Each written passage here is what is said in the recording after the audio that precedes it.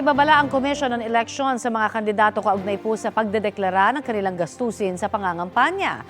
Handa naman daw ang COMELEC kung anuman ang kahihinatnan ng usapin tungkol sa posibleng postponement ng BARMM parliamentary elections. May ulat on the spot si Manny Vargas ng Superradyo DZBB. Manny? Yes, Connie, sisikapin ng Commission on Elections na tugunan ng lahat ng hamon na posibleng harapin ngayong taon. Sa kapihan sa Manila Bay, sinabi ni COMELEC Chairman George Erwin Garcia, ito ay dahil sa mga pagbabago na nagaganap at maaari pang mangyari sa tinaguriang super election year.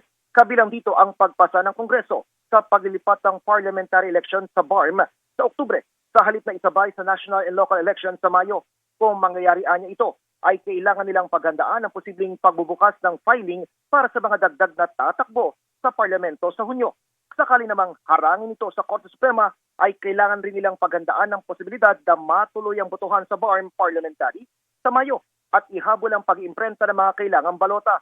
At ngayong 6 na araw, bago ang simula ng national campaign period sa February 11, pinaalalahanan ng COMELEC ang mga kakandidato na magiging mahigpit sila sa pagpapatupad ng patakaran ukol sa SOSE o yung Statement of Contributions and Expenditures.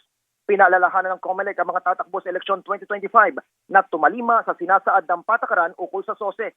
Nakatakda raw ilabas ngayong araw ang regulasyon ng COMELEC and Bank ukol sa SOSE.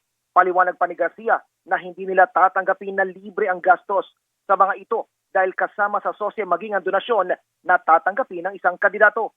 Babala naman ng COMELEC Chairman, madidiskwalipika sa paglahok sa mga susunod na eleksyon ang sinumang kandidatong mabibigong magsumiti ng SOSE sa dalawang magkasunod na nilahukan nilang eleksyon.